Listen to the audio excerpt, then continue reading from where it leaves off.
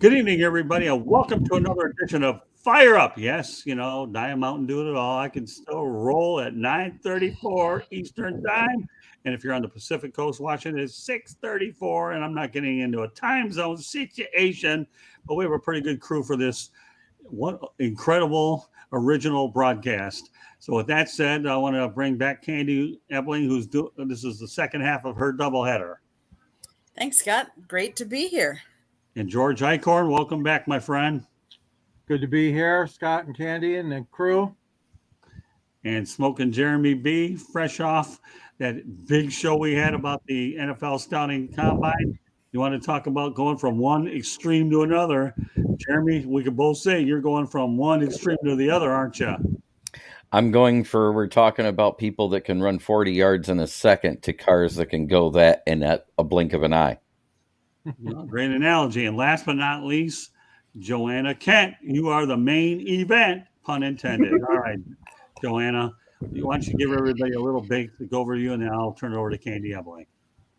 Hi, everyone. I'm here to talk auto racing. I've been in and out of it for 34 years, and I've got to the point where the ultimate flattery is I'm considered a marketing guru among my peers. I have a strong interest and background in management, able to put teams together in very short notice, get them up and running.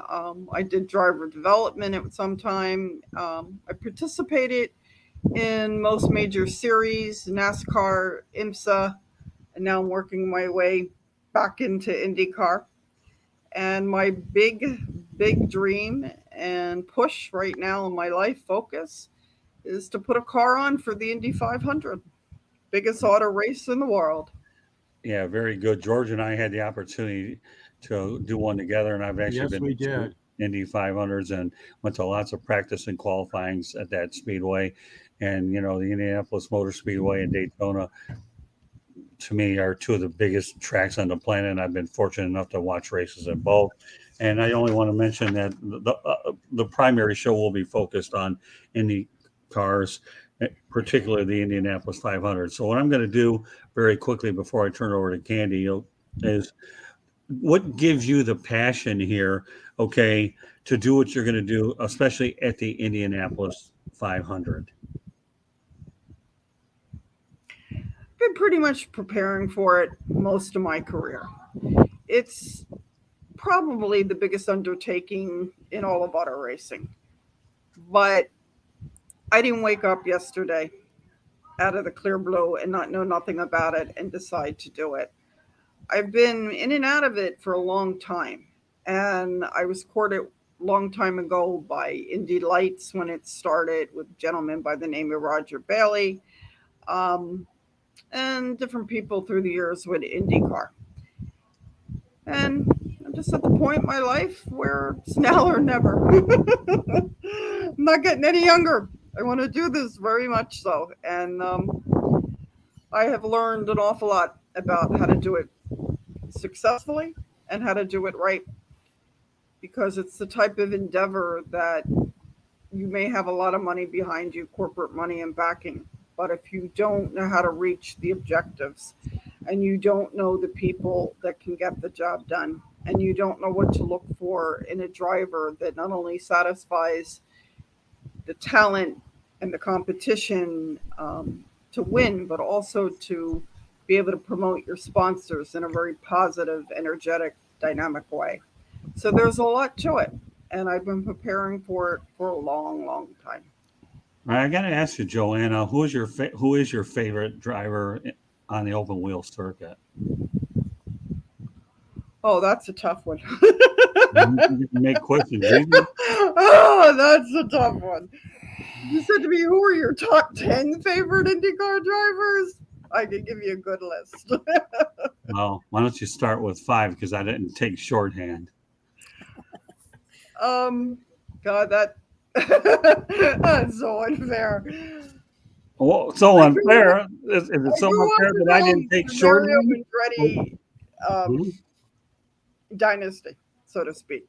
So since I was a little girl, Andretti. In fact, one of the best racing memories I have is one summer alone. When I was a very little girl, race car drivers were much more approachable, and they did supermarket openings and car dealerships and department stores, kind of meet and greets.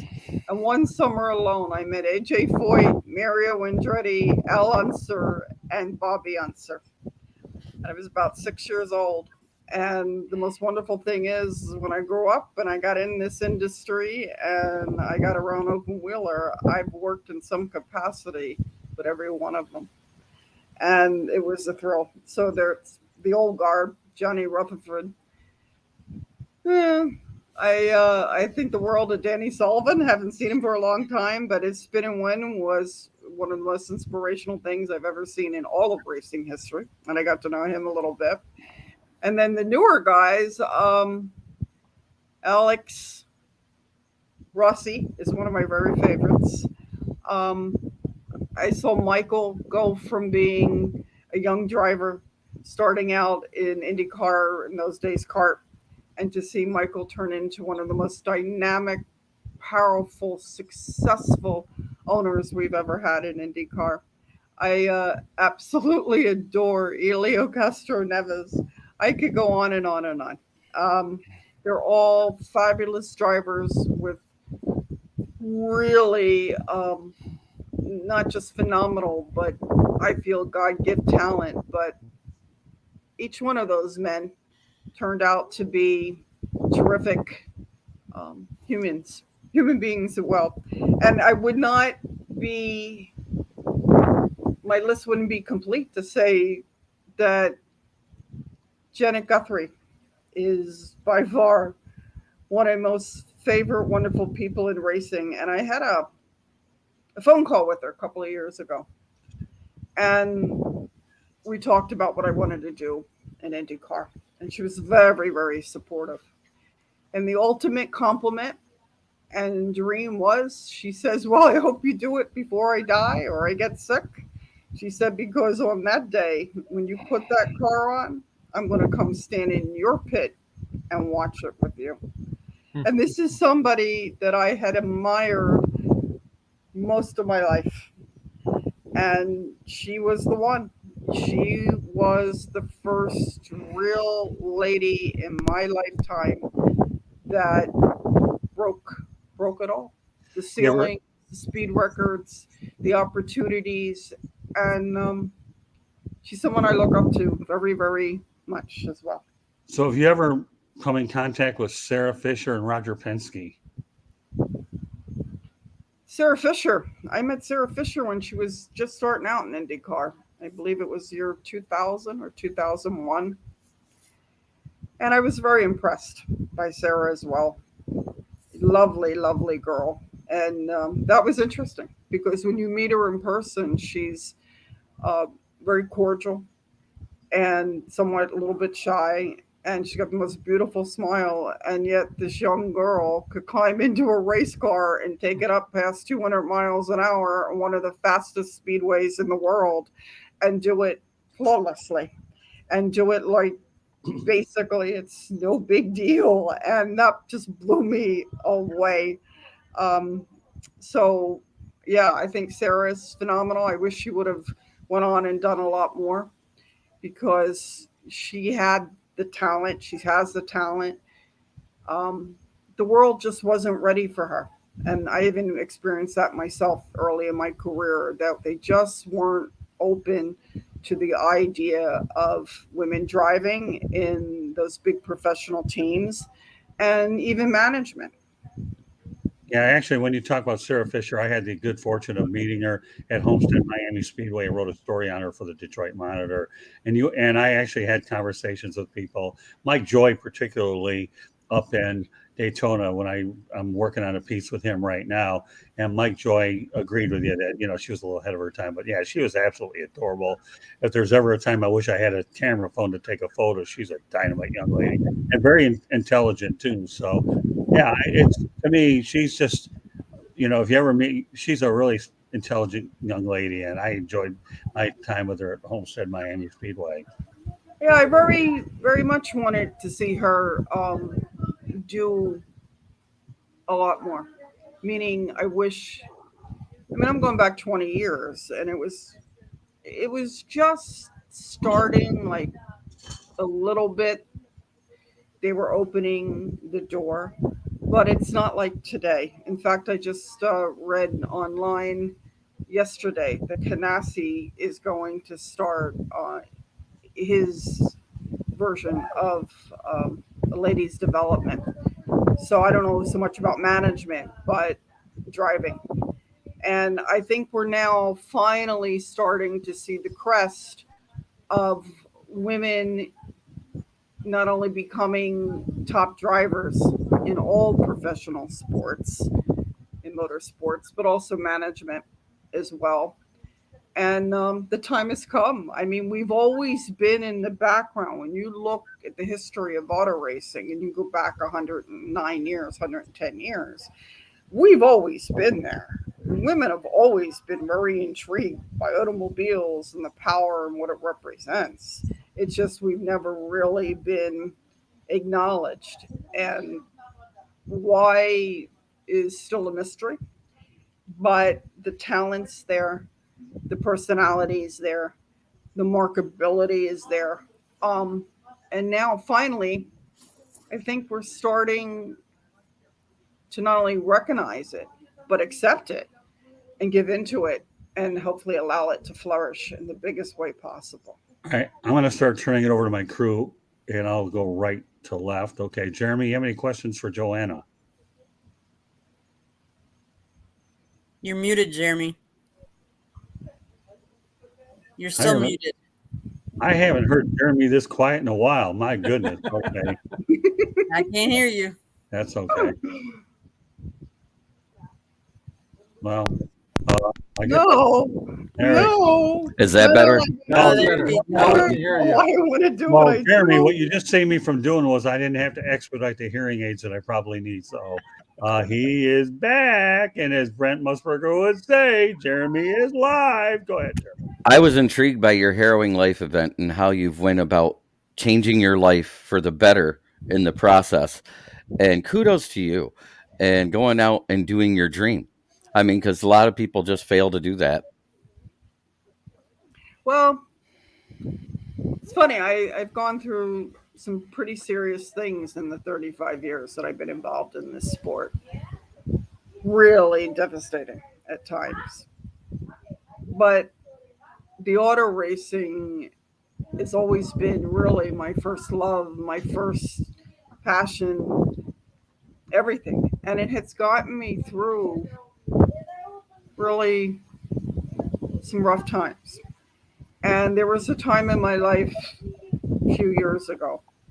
My father had passed away. My father was my business partner. He was one of my biggest supporters. He was the one that got me involved and from even a little girl in auto racing. So I looked up a lot to my father and enjoyed so much of the time I spent on racetracks with my father.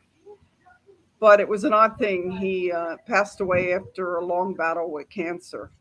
And after he passed away, I went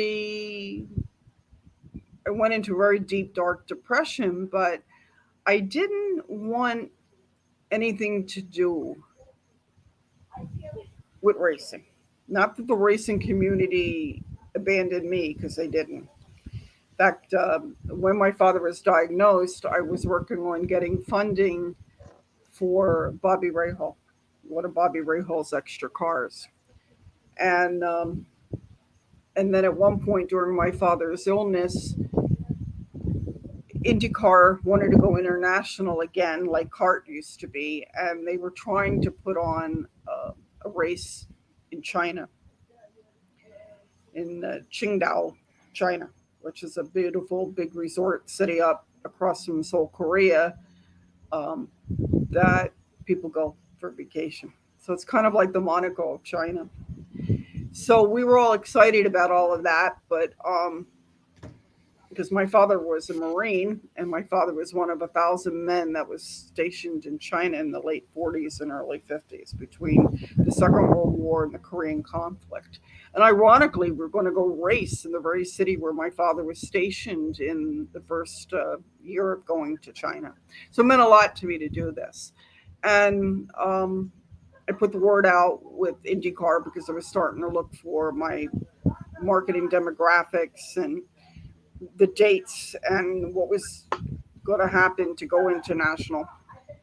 So someone from Penske's organization got wind of it, and Penske's organization approached me and asked me, would you raise us funds out of China so that we don't have to outlay that extra cost? So I was working on that. And when my father was diagnosed, it was hard, and I stepped away from racing for a long time. Still watched it all the time, still had my network, my connections, but I wasn't physically that much going to racetracks anymore. And my father used to tease me at the end. He used to say, well, someday when I'm gone, you'll have all the time in the world to go back to it, and you make me very proud, and you'll do everything. And ironically, when he died, I didn't have the will to do that. So I was dormant for years. And I would be approached by different teams asking me for helping for fundraising, for expansions, and whatever it was that they wanted to accomplish. So I had a chance meeting with a former IndyCar driver, IRL, actually goes back a long time. And we met up, and then we decided to go to dinner a couple of days later. So we went to dinner, and we're talking, and he said, my God, you know so much about the sport. He says, I don't think I've ever met a lady that knew as much as you when it comes to racing with open wheelers and IndyCar and all. And I said, yeah. I said, it's my life, and it's my greatest passion. He said, so why aren't you doing this anymore? And I told him. And we had a moment. He took his big hands and he wrapped them around my little hands, and he said, I think you should go back. He said, not only should you go back, but you're not looking at it right. It's not racing without your father. It's racing for your father. And it's racing for everything that you and your father ever wanted to accomplish in this sport. And it was the oddest thing. Like somebody flipped a switch. That's all I needed to hear. Just the way he phrased it, the way he saw it. And the very next day, I started on a quest to go back. And the big thing was, since I was a little girl, was to go race someday at Indy. And I came close a few times, but my father's health intervened and different other things. But the racing brought me through. And it's just wonderful to be part of. It's a very special world. It's a tough world. It's a fast world. It's a highly competitive and a lot of stress in this world.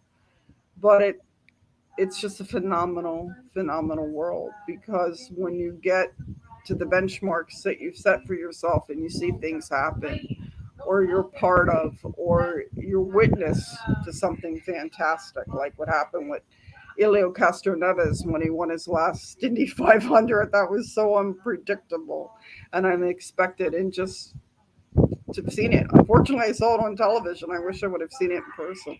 But that's what gets me and keeps me here, is moments like that. And I want them for myself, and I want to share them with people that supported me and made a lot, to help me to get there and just go forward.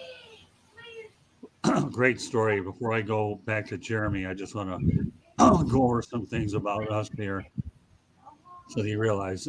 If you want to check out our website, www.southfloridatribune.com. So I want to also point out that Fire Up can be heard on iHeartRadio, excuse me, Apple, Spotify, Google, or wherever you get your podcasts. Also, Geo7 has become another big provider as well for us. Also, please hit the red subscribe button on YouTube, South Florida Tribune. We're striving for 1,000 subscribers. So we appreciate the ones that we have, and we're looking for a whole lot more so we continue the growth pattern.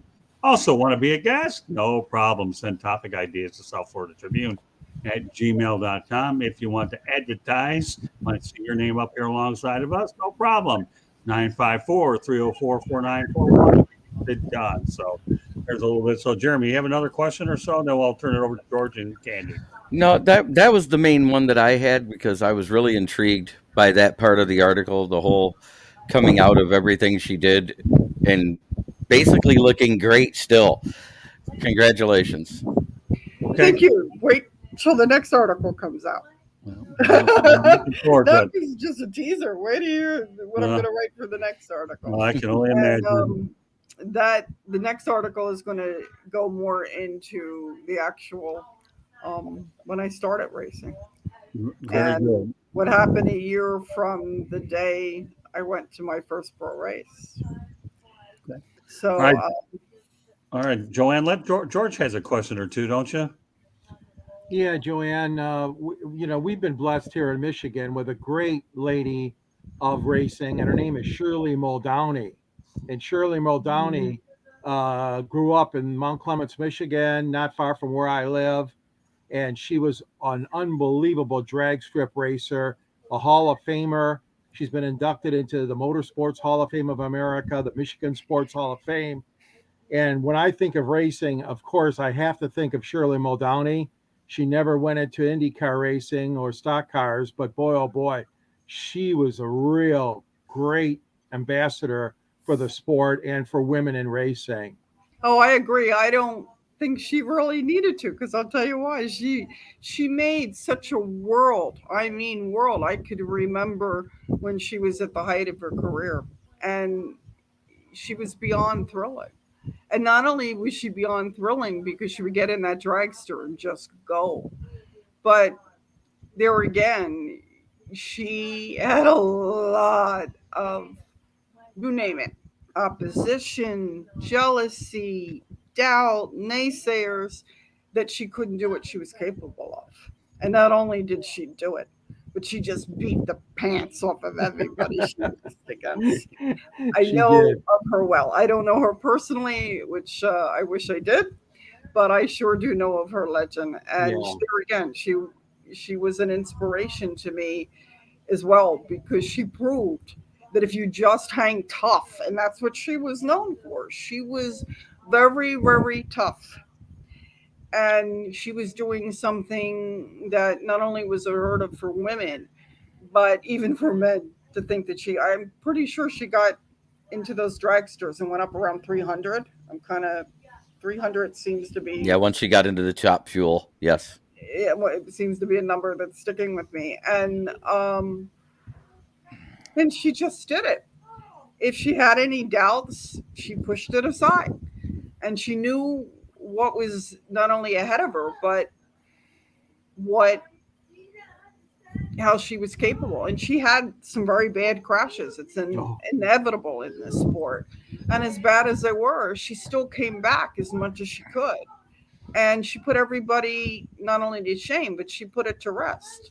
Anybody that thought she couldn't do what she was capable of, or she wouldn't last, or she wouldn't be taken seriously, she proved them wrong. Even with myself, when I was very serious, I was in this sport 4 or 5 years, and I had a fair amount of support, enough to keep me going, but I had a lot of naysayers, and I had a lot of people that said, "Oh, I don't know, maybe in hospitality, maybe in PR, but not in owning or management." And it was Bobbyunser. I had a dinner with Bobbyunser, and I said to him, "I want this more than anything in the world. What can I do to get people to take me serious?" He said, "Stick with it." He said, "You got a long road ahead of you, but if you stick with it, I promise you, there'll be a day that you make a request of somebody, or you're involved with something and you're doing something in racing, and people realize that you're in it for a long time, and you're good at it, they're going to take you very seriously. He said this sport has got a lot of ins and outs. It's like a revolving door. But the people that have the respect of the racing world, your peers, are people that have been in it for a long, long time. So that was a big goal for me. So no matter how tough things got in my life, or hopeless, or bad, I still knew that was the ultimate goal, was to keep at it, because someday just the experience and the time that I've been in this pro sport will speak for itself. And I was blessed. I had the most wonderful mentors years ago going through this sport, and people that not only were great mentors, but were very well respected and just knew it inside and out. They spent their lives in it. So it was really generous of them to pass that kind of insight on to me. I should point out that this broadcast is being streamed live, on the South Florida Tribune YouTube channel. It's also being seen on LinkedIn, Twitter, as well as Facebook. So any comments for Joanna are very much appreciated in the chat room. This is a very good opportunity here on Fire Up. We like to introduce different types of guests here to tell their stories. There's more to this world here than the major sports. Obviously, we spend a lot of time on them, but the one thing I've always learned throughout my lifetime is if you can come up with unique feature stories that nobody has, this is what differentiates us from a lot of people, because I'm not afraid to go out there and throw that Hail Mary and look for a broadcast that I feel is interesting after I've spent time with the individual or individuals. And then you follow your instincts in this business, and all of a sudden, what do you have here tonight? The Joanna Kent story here. So with that said, George, do you have any other questions for Joanna? Well, the only other thing I wanted to mention was, and I think it's a really good thing, is you notice the IndyCar, they bring their wife or their girlfriend with them, and then they take a seat in the hot pits, and they sit there with the team owner and the team managers. And I like that. I like the fact that their girlfriend or their wife is there and becoming active in that scene, in the race itself. And yeah, they're doing some cheerleading, of course, but they're also, some of them are marking down certain statistics or keeping track of certain things for the team, whether it's Ganassi, whether it's our friend Penske or whoever. I like that. And Joanna, you've probably noticed that too, where they're always bringing them with them to the races, their wife or their girlfriend or spouse. Absolutely. And yeah, I mean, look at what happened with Michael Schumacher. It's very important. I think one reason why the connections between boyfriend or girlfriend or husband and wife are so strong, much more than other professional sports, is really dangerous. And anything could happen. Championships and podium finishes and long uncertain ambulance rides. It's part of it. But you know what? Because that was put to me very long time ago. And it draws a certain type of lady. And long time ago, I was involved with a race car driver. And he was looking to break in to go pro. He had been racing GTP lights. I think they used to call it Camel Lights years ago with IMSA. He raced at Daytona 24. He raced at Sebring. He raced at Road Atlanta, was his home track. And we met, I guess, in our mid-20s and just clicked. And what he wanted to do in racing is what I wanted to do in racing. And I was the type of girl that he wanted in racing. And he was the type of guy. And we were engaged to get married.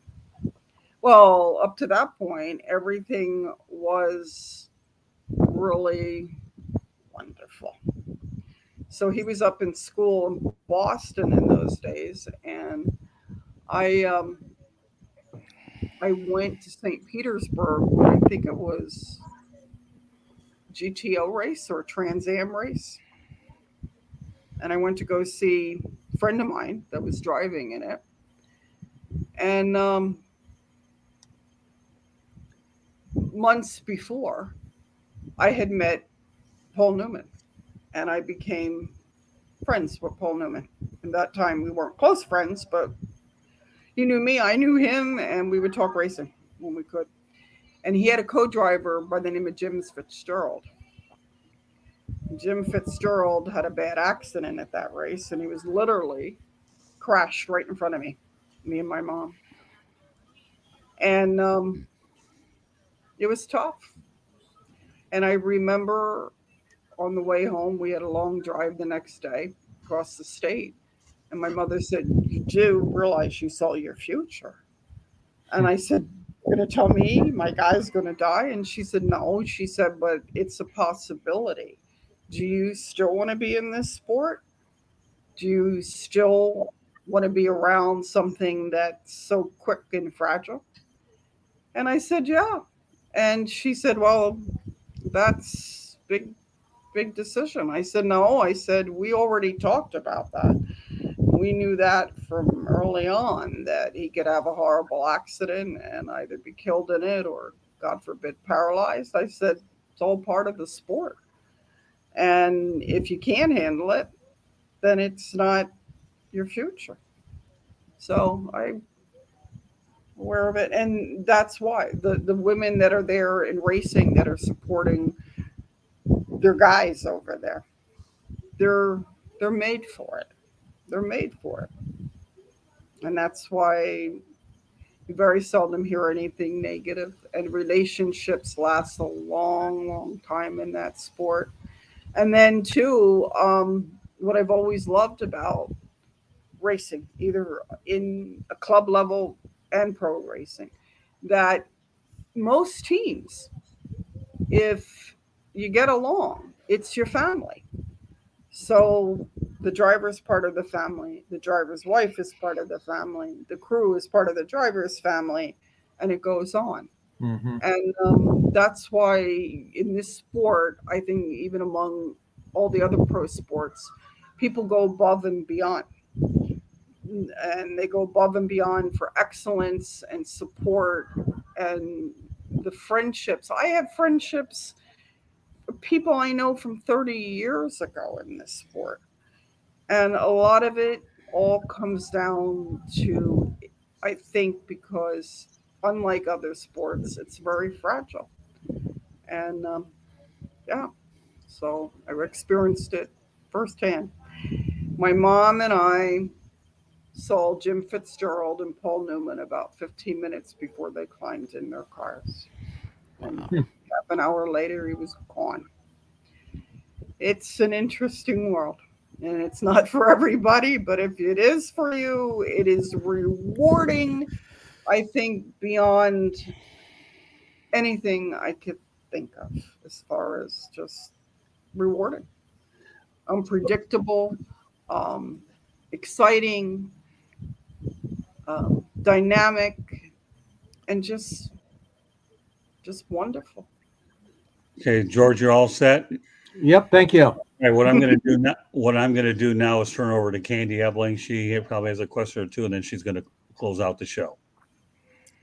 So, Miss Joanna, thank you first of all for being a guest on this show. I mean, it's refreshing that I get to see another female on this show. Guys. Same here. Same here. So one of my questions would be, you talk about IMSA, NASCAR, Indy. You talk about all these different races and different types of races. So my question to you is, what is your favorite racetrack and race? And then why? My favorite race in the whole world has always been the Indy 500, and it always will be. And it's my favorite racetrack in the world. It's one of my favorite cities in the world. Been to it several times. I just love it. And it's almost a surreal feeling that it almost feels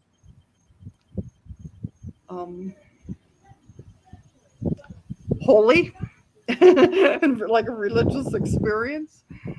And that is something I've wanted since I was a very little girl. Didn't know how I was going to get there for a good bit of my life. And then I got in pro racing, and I started to meet people that raced there, drove there, crewed there, and saw how it could be done. And then I became very vocal about it. So those mentors were good enough to advise me. Didn't tell me everything, but they told me enough to start me on the road to it. And it's always been. So now I'm at a point where I am searching for the sponsorship funding. And that's it. That's the only thing that's holding me up. I've got the team to work with, the driver, the series itself, the track itself is, from a marketing standpoint, probably beside World Cup soccer, the strongest, biggest thing you could be a part of. Me being a lady is going to bring a lot of publicity, a lot of PR. And so, yeah, so that's the big thing. The big push is to get the sponsorship for the Indy 500 to make it happen. So I have a question for you. So in the NFL, the Super Bowl is the biggest event. In Major League Baseball, it's the World Series. You know, in MLS, it's the Championship, World Cup. They're all real big.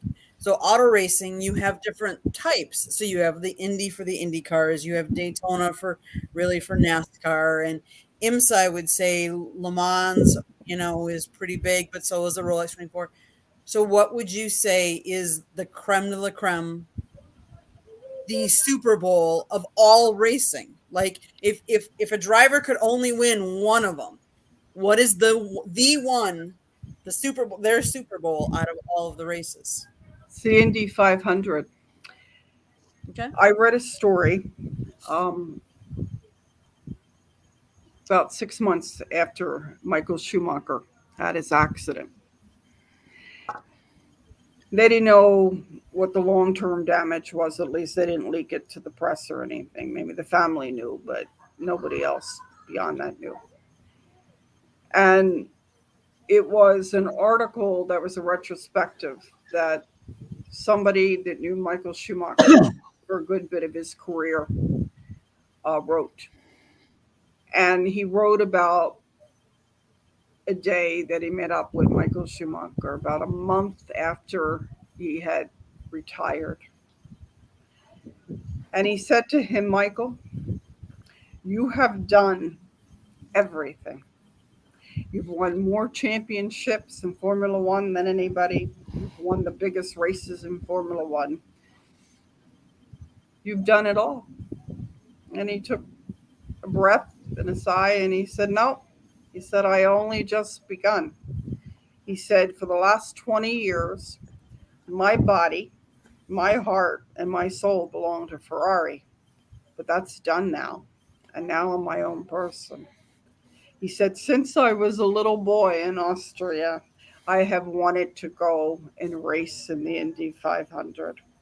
And if I even compete there, that'll be the highlight of my life.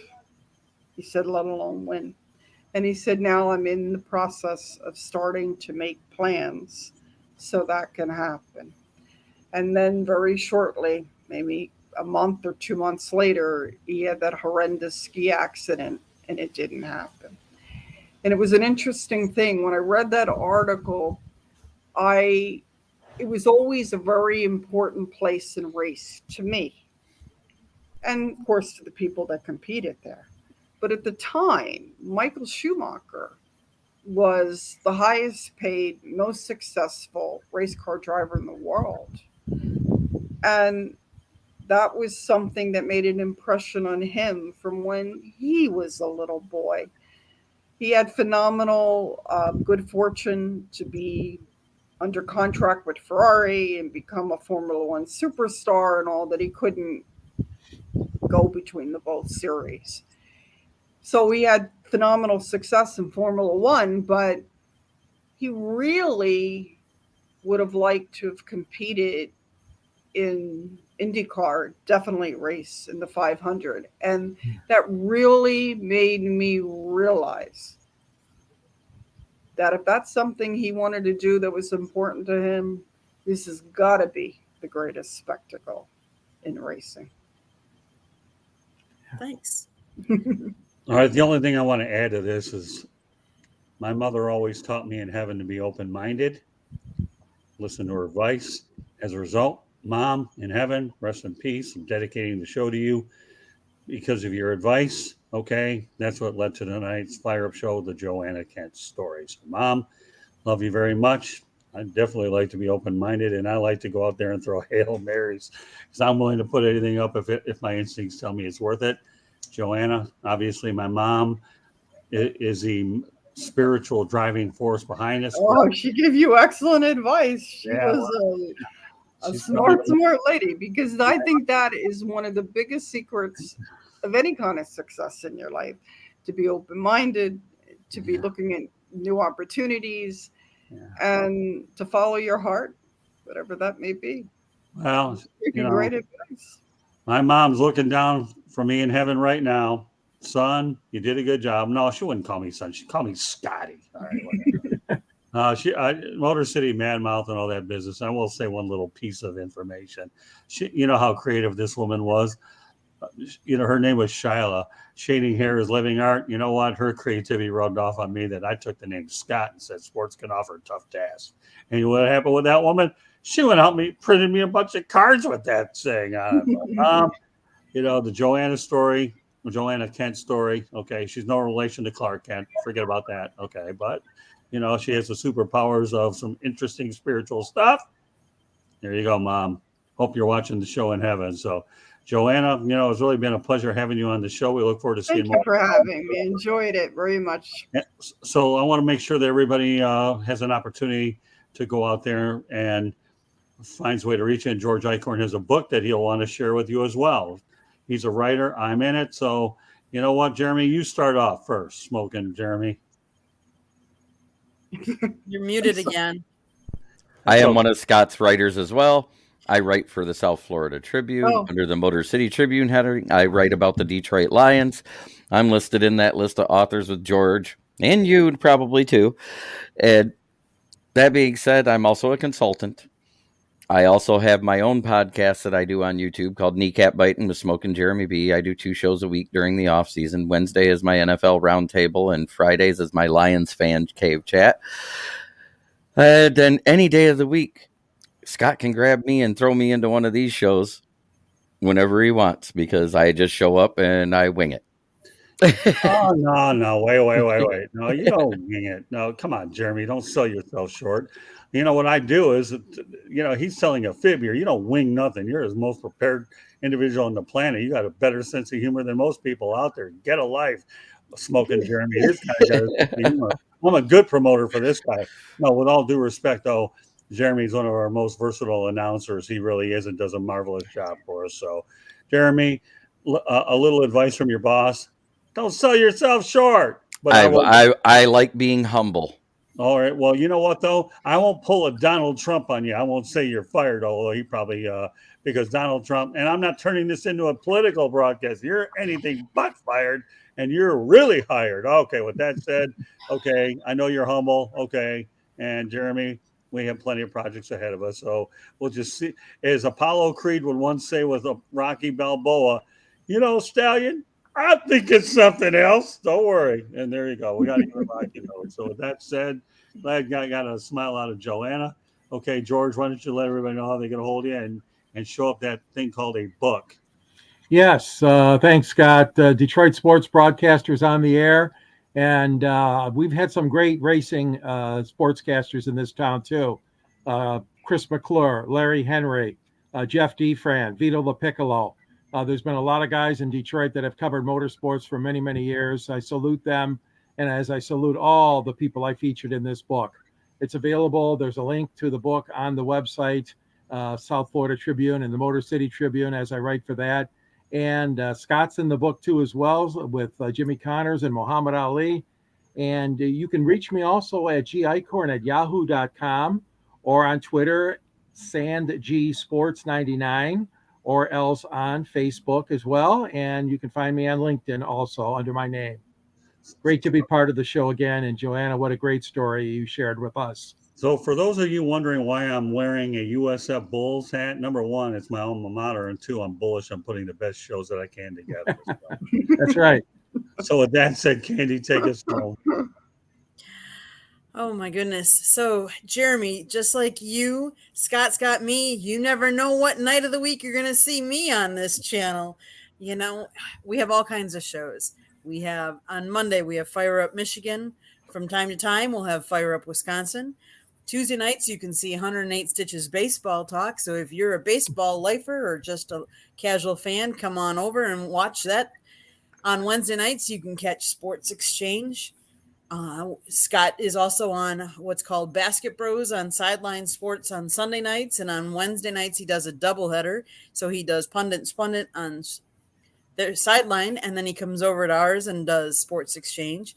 Thursday nights from time to time during the NFL season, weekly, during the NFL off season, 2 or 3 times a month, you'll see Inside the Pigskin. And then, of course, we have this Fire Up show. And you never know what other show he might throw at us. No limits, the real and the rare. You just never know. Watch, listen, and enjoy. But more importantly, share, subscribe, like it. And let's see what else. You can email us, southfloridatribune@gmail.com. Go to our website. You can. So I'm the person that normally is behind the camera, not in front of the camera. I take pictures. So go to the website, look at our gallery of photos. I've shot hockey. I've shot basketball. I've shot baseball. I've shot NFL. I've shot racing. You name it. It's probably there. And Scott writes. Look at us on our Twitter handle @Tribune South. If you like to listen to podcasts, go to iHeartRadio, Google, Apple, or wherever you get your podcasts. Just enjoy, like, and share. Amen. Okay, Scott? All right. Well, this concludes this edition. Well, let's let Joanna say if there's ways she wants people to get a hold of her. She's looking for sponsors. That's the whole reason for this show. Joanna, tell them how they can get a hold of you. Yeah. You'd reach me through my website, and I'm going to bring that up in a second. And they can also reach me through you and the studio. So you can find her columns on the South Florida Tribune. She's a new writer, so she has one submission already, but I'm telling you, she's going to have more, right, Joanna? Oh, I hope to. I've got a lot of stories after all these years, and I really, really would love to share them with people. Being on the inside of the sport like it was, I went through a lot of stuff, saw a lot of stuff, met a lot of people, and got a lot of stories. I had the greatest time writing that story for you and enjoyed it immensely. So, yeah, I hope that'll be the beginning of a lot more journalism. You keep them coming. We'll put them up. Well, the only thing I'll say is she sent us the appetizer. Now we're looking for the main course. So, Joanna, the main course. No, this is like an 8-course meal. It goes on and on. Yeah, I can only imagine. But the next story is just going to be just a little bit of what became years later. But it was the start. It was the actual start, and it was unique too. And I'm just very grateful and thrilled to have the opportunity to share it. Well, we're very glad that you have the platform for which to share it. So we're looking forward to your next article. But meanwhile, whenever you decide to write it, you'll write it. But I hope a lot of people don't forget this show because it is original. And I got news for you. I like to talk about motorsports as well as any other sport out there. It's my passion, and I had an opportunity at Homestead Miami to get behind a vehicle thanks to Russell Branham, went 147.54 miles an hour. If that isn't adrenaline rush, I don't know what the heck is anyways. But meanwhile, this wraps up this edition of Fire Up. So on behalf of Candy Ebling, George Icorn, Smoking Jeremy B., and our special guest tonight, Joanna Kent, once again, no relation to Clark Kent, though she probably wish we had that Superman appearance here so that you could fly and get in one of those vehicles and ride them out. Why? That's what they say. This is Scott Morgan Rock, Motor City Mad Mouse. Thank you for joining us on this edition of Fire Up. And we will catch you on our next podcast. Good night, everybody. Good night. Good night. Good night, everyone.